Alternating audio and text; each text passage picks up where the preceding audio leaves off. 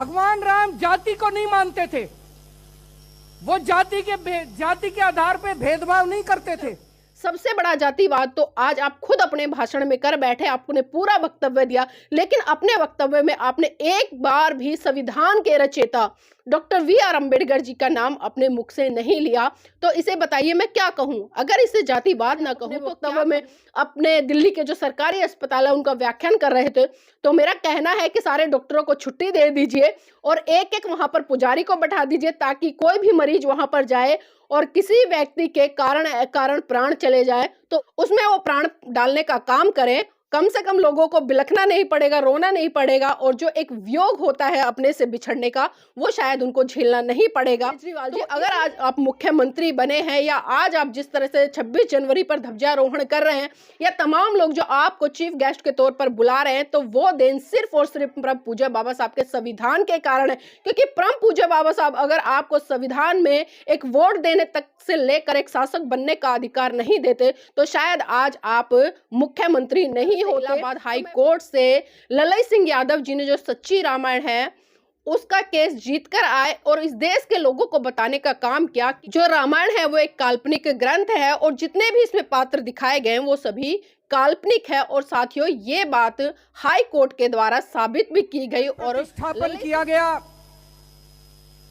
ये पूरे देश के लिए, पूरे विश्व के लिए एक बेहद गर्व की, खुशी की और बधाई की बात थी। नमस्कार, आप देख रहे हैं एनबी न्यूज 24/7 नीलम बोध के साथ।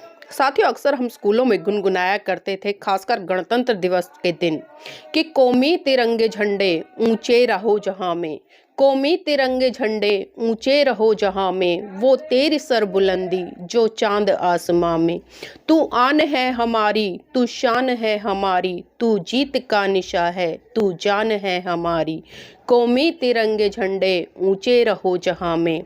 आजाद हिंद सारा खुश हो के गा रहा है, सर पे तिरंगा झंडा जलवा दिखा रहा है। तो साथियों, कुछ इस तरह के देशभक्ति भरे गाने हम बचपन में स्कूलों में हर साल 15 अगस्त और गणतंत्र दिवस पर गुनगुनाया करते थे। तमाम तरह के सांस्कृतिक कार्यक्रम हुआ करते थे। और साथियों, आज जिस तरह से मैंने देखा कि दिल्ली में भी दिल्ली सरकार की तरफ से एक भव्य व विशाल कार्यक्रम का आयोजन गणतंत्र दिवस के उपलक्ष्य में किया गया और वहां पर मुख्य अतिथि के तौर पर माननीय अरविंद केजरीवाल जी, जो कि वर्तमान में दिल्ली के मुख्यमंत्री हैं, वो पहुंचे। और साथियों, उन्होंने पहले ध्वजारोहण किया और फिर पूरे स्टेडियम का जो एक झांकी के द्वारा गाड़ी पर उन्होंने निरीक्षण किया और उसके बाद साथियों उन्होंने अपना वक्तव्य शुरू किया। और जब उन्होंने वक्तव्य शुरू किया तो मात्र उन्होंने 15 सेकंड मुश्किल से देश के वीर जवानों को याद किया, जिन वीर जवानों की वजह से इस देश को आज़ादी मिली। और साथियों, इतना कहने के बाद वो सीधा मुद्दे पर आ गए और आप जानकर शायद आश्चर्यचकित होंगे कि वो मुद्दा आखिर कौन सा था। क्योंकि साथियों, अभी आपने देखा कि जिस तरह से 22 जनवरी को अयोध्या में राम मंदिर में प्राण प्रतिष्ठा का कार्यक्रम बड़ी जोर शोर से किया गया, जिसका प्रचार पिछले काफी महीनों से गोदी मीडिया पर लगातार किया जा रहा था, भक्तों के द्वारा किया जा रहा था, भाजपा के द्वारा किया जा रहा था। और अक्सर मैं कहती हूं कि जो अरविंद केजरीवाल है साथियों, वो आरएसएस का छोटा पैकेट है। और ये बात बहुत सारे लोग जानते भी हैं कि अरविंद केजरीवाल जी की जो मानसिकता है वो क्या है और किस तरह की विचारधारा उनके अंदर है, कौन सी संस्कृति को वो फॉलो करते हैं। तो साथियों, जैसे ही 30 सेकंड के बाद उन्होंने अपना वक्तव्य शुरू किया तो उन्होंने सबसे पहले राम मंदिर का जिक्र करते हुए अयोध्या में प्राण प्रतिष्ठा है उसके समस्त देशवासियों को बधाई दी। और उसके बाद साथियों, उन्होंने जो राम जी हैं उनके पूरे जीवन चरित्र पर वहां पर प्रकाश डाल दिया और वहां पर माननीय अरविंद केजरीवाल जी ने अपनी लच्छेदार बातों से श्री राम जी को पुरुषोत्तम मर्यादा राम स्थापित करने का काम किया। और यहाँ तक उन्होंने कह दिया कि आने वाले समय में हम चाहते हैं कि जिस तरह से राम राज्य चल रहा था राम के शासनकाल में, उसी तरह से हम राम राज्य की स्थापना दिल्ली में भी करेंगे। अब एक बात मैं अरविंद केजरीवाल जी से पूछना चाहती हूँ, क्योंकि गणतंत्र दिवस का उपलक्ष्य था, गणतंत्र दिवस के बारे में चर्चा करनी चाहिए थी, उनको बताना चाहिए था कि गणतंत्र का मतलब क्या होता है। और आज अगर हम भारत देश में 26 जनवरी यानी कि गणतंत्र दिवस को सेलिब्रेट कर रहे हैं, तो उसके पीछे कारण क्या है? क्योंकि साथियों, कहीं ना कहीं हम जानते हैं, अगर हम गण और तंत्र दोनों की बात करें तो गण माने जनता और तंत्र माने शासन, यानी कि जनता का शासन जनता के द्वारा और जनता के लिए। लेकिन उस विषय पर अरविंद केजरीवाल जी ने बिल्कुल भी बात नहीं की। लगातार उन्होंने एन केन प्रकारेण श्री राम जी को वहां पर स्थापित करने का काम किया और पूरा का पूरा उनका जो भाषण रहा वो खासकर श्री राम जी के चरित्र पर व्याख्यान रहा। लोग अक्सर कहते हैं कि नीलम जी, जब श्री राम जी थे ही नहीं तो आप बार बार उनका जिक्र क्यों करते हो? साथियों, मैं मानती हूं कि ये काल्पनिक पात्र हैं, लेकिन ये काल्पनिक पात्र जिस तरह से आज स्थापित किए जा रहे हैं आरएसएस और हिंदुत्ववादी मानसिकता के लोगों के तहत, तो उन पर चर्चा करना बहुत जरूरी हो जाता है। और जरूरी हो जाता है कि इन लोगों की जो काल्पनिक बातें हैं जिसको आज वो प्रचारित प्रसारित कर रहे हैं, इसका भी हमें कहीं ना कहीं खंडन करना पड़ेगा। आप सबको पता है कि जिस तरह से इलाहाबाद हाई कोर्ट से ललई सिंह यादव जी ने जो सच्ची रामायण है उसका केस जीतकर आए और इस देश के लोगों को बताने का काम किया कि जो रामायण है वो एक काल्पनिक ग्रंथ है और जितने भी इसमें पात्र दिखाए गए हैं वो सभी काल्पनिक है। और साथियों, ये बात हाई कोर्ट के द्वारा साबित भी की गई और ललई सिंह पेरियार जी के फेवर में निर्णय भी दिया गया। लेकिन विडंबना है कि इस देश के तथाकथित भक्त लोग जो कि अपनी आंखों पर अंधभक्ति का चश्मा लगाकर बैठे हैं, वो कभी भी इन चीजों पर तर्क वितर्क नहीं करते और कभी भी उन महान पुरुषों को तो पढ़ने का काम नहीं करते जिन्होंने सही रूप से इस देश में मानवता को स्थापित करने का काम किया है। और साथियों, यहाँ पर मैं बताना चाहूंगी कि जिस तरह से अरविंद केजरीवाल जी का जो भाषण 30-35 मिनट का रहा, पूरा का पूरा फोकस उनका राम पर रहा, उनके बलिदान पर रहा कि किस तरह से उन्होंने गृह त्याग किया और किस तरह से उन्होंने अपने भाई को, अपनी पत्नी को, मतलब पूरा का पूरा एक तरह से उन्हें मर्यादा पुरुषोत्तम राम वहां पर दिखाने का उन्होंने काम किया अपने वक्तव्य के माध्यम से, अपनी कल्पनाओं के माध्यम से। लेकिन मुझे दुख हो रहा है साथियों कि जिस व्यक्ति ने इस देश का संविधान लिखा, जिस व्यक्ति के कारण आज हम गणतंत्र दिवस मना रहे हैं, क्योंकि साथियों 26 जनवरी 1950 को भारत का संविधान लागू हुआ था और उस संविधान को लिखने वाले परम पूज्य बोधिसत्व बाबा साहब डॉक्टर भीमराव अंबेडकर थे। लेकिन विडंबना ये कि अरविंद केजरीवाल जी ने अपने मुख से एक बार भी बाबा साहब अंबेडकर का नाम नहीं लिया। तो इन्हीं चीजों से आप समझ सकते हैं कि ये लोग कितनी कुंठित मानसिकता, कितनी जातिवादी हैं। और अरविंद केजरीवाल जी एक बात और कह रहे थे वहां पर, जब वो राम जी का वर्णन कर रहे थे तो उन्होंने वहां पर सबरी के झूठे बेर है उस कहानी को भी जोड़ने का प्रयास किया और उन्होंने कहा कि श्री राम जी थे वो जातिवादी बिल्कुल भी नहीं थे, क्योंकि उन्होंने सबरी के झूठे बेर खाए और जात पात से ऊपर उठकर उन्होंने उनका सम्मान किया। लेकिन आज वही अरविंद केजरीवाल जो लोगों को उपदेश दे रहे हैं कि हमें राम जैसा बन रहा है, हमें राम जैसा मर्यादा पुरुषोत्तम बन के दिखाना है, उनके सिद्धांतों पर चलना है, तो मैं उन्हीं अरविंद केजरीवाल जी से पूछना चाहूंगी कि सबसे बड़ा जातिवाद तो आज आप खुद अपने भाषण में कर बैठे, आपने पूरा वक्तव्य दिया, लेकिन अपने वक्तव्य में आपने एक बार भी संविधान के रचयिता डॉक्टर वी.आर. अंबेडकर जी का नाम अपने मुख से नहीं लिया।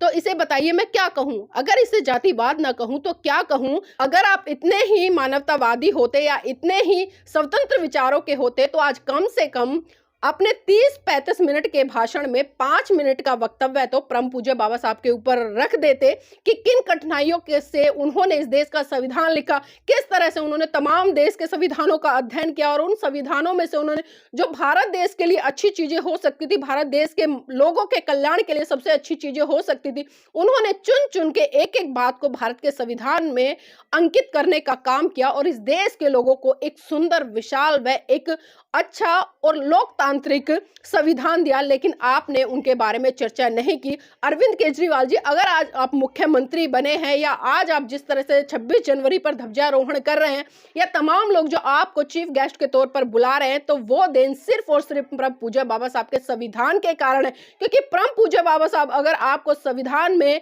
एक वोट देने तक से लेकर एक शासक बनने का अधिकार नहीं देते तो शायद आज आप मुख्यमंत्री नहीं होते।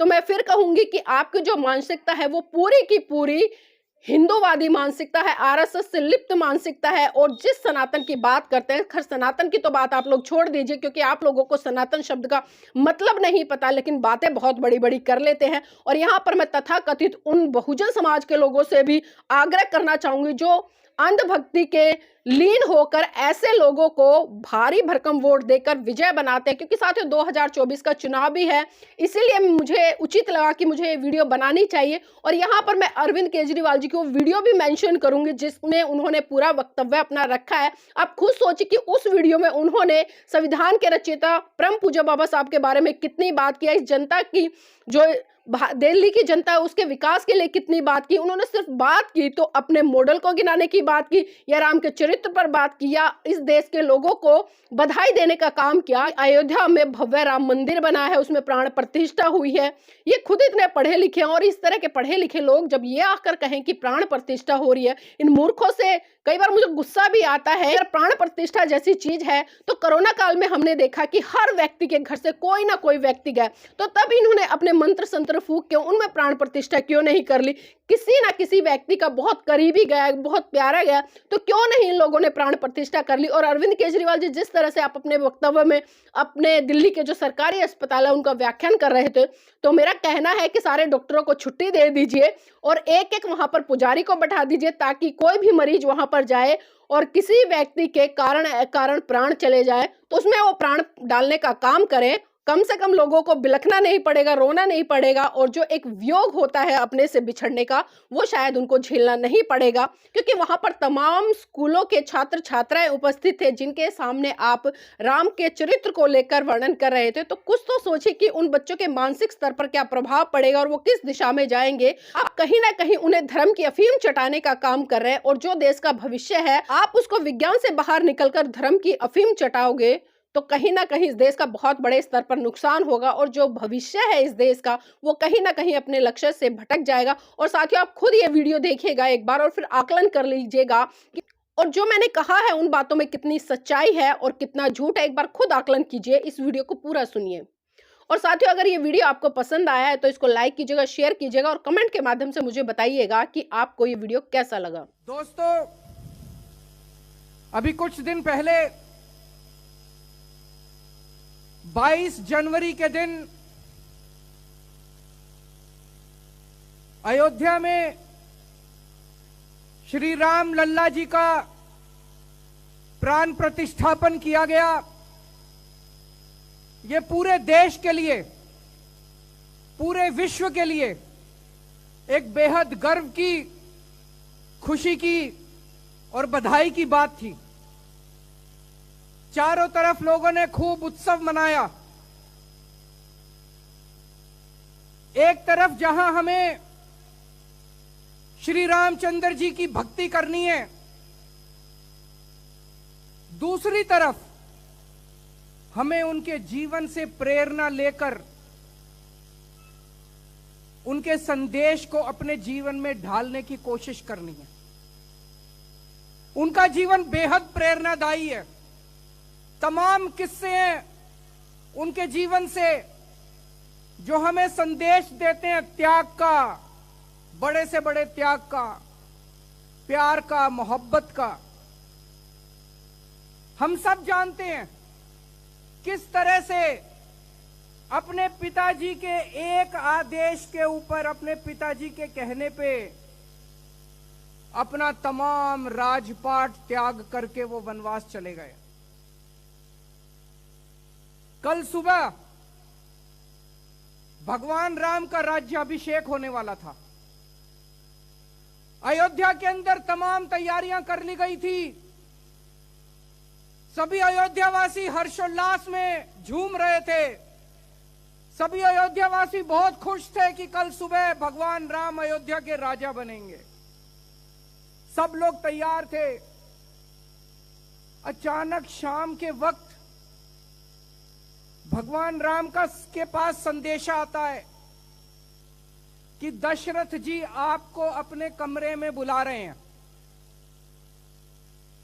भगवान राम दशरथ जी के कमरे में जाते हैं। वहां देखते हैं कि दशरथ जी बहुत दुखी मन से बैठे हैं। माता कैकेयी उनके पास है। कमरे में घुसने के बाद माता कैकेयी उनको बोलती है कि महाराज ने मुझे 2 वर दिए हैं और मैंने उनसे वो दोनों वर मांगे हैं। पहला वर कि भगवान राम को 14 वर्ष के लिए वनवास जाना होगा और दूसरा वर कि उनकी जगह भरत को अयोध्या का राजा बनाया जाएगा। मैं सोच रहा था कि अगर आज का परिप्रेक्ष्य होता, आज का माहौल होता, पूरे अयोध्यावासी भगवान राम के साथ थे, पूरे अयोध्यावासी भगवान राम को प्यार करते थे। अगर भगवान राम कहते मैं नहीं मानता, पूरी अयोध्या भगवान राम के साथ खड़ी होती। लेकिन भगवान राम तो भगवान थे, उन्हें किसी राजपाट से मोह नहीं था। उन्होंने माता कैकेयी को और महाराज दशरथ को कहा कि महाराज, रघुकुल रीत सदा चली आई, प्राण जाए पर वचन न जाए। आपके वचन का पालन होगा। उन्होंने 2 मिनट के अंदर निर्णय लिया कि वो राजपाट नहीं संभालेंगे और 14 वर्ष के लिए वनवास जाएंगे, बिना किसी गम के, बिना किसी दुख के, चेहरे पर मुस्कान के साथ भगवान ने उनसे विदा ली और खुशी खुशी 14 वर्ष वनवास के लिए चले गए। इससे हमें सीख मिलती है कि अपने मां बाप की आज्ञा का पालन करना चाहिए। इससे हमें सीख मिलती है कि हमें निर्मोह भाव से, निस्वार्थ भाव से सेवा करनी चाहिए। इससे हमें सीख मिलती है कि हमें किसी तरह का त्याग करने से पीछे नहीं हटना चाहिए। एक तरफ भगवान राम जब वनवास के लिए गए, उस वक्त भरत अपनी नानी के घर गए हुए थे, वो अयोध्या में नहीं थे। जब भरत लौट के आए और उन्हें पता चला कि उनकी माता कैकेयी ने महाराज दशरथ को कह के भगवान राम को 14 वर्ष के लिए वनवास भेज दिया,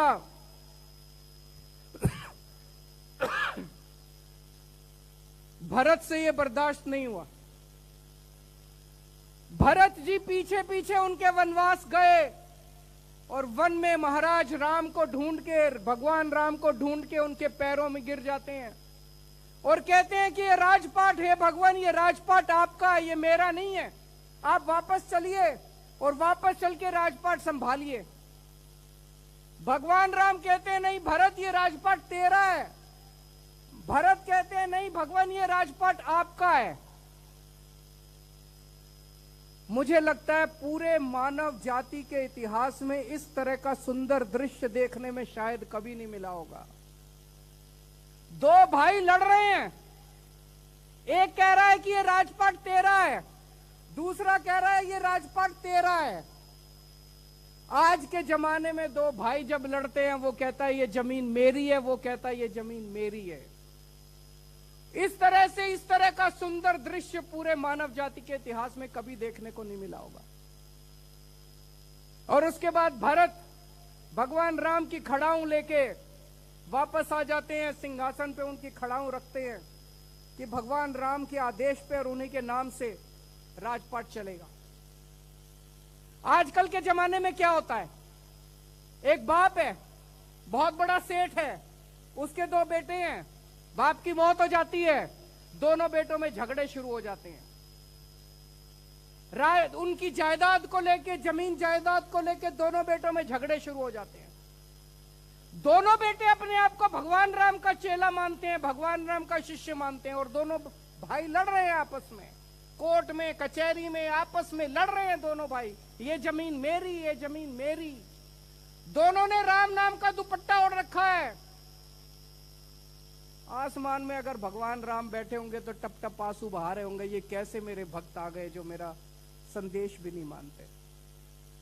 हमें भगवान राम के जीवन को अपने जीवन में ढालना है, उनके संदेश को अपने जीवन में ढालना है। भगवान राम जाति को नहीं मानते थे, वो जाति के आधार पे भेदभाव नहीं करते थे।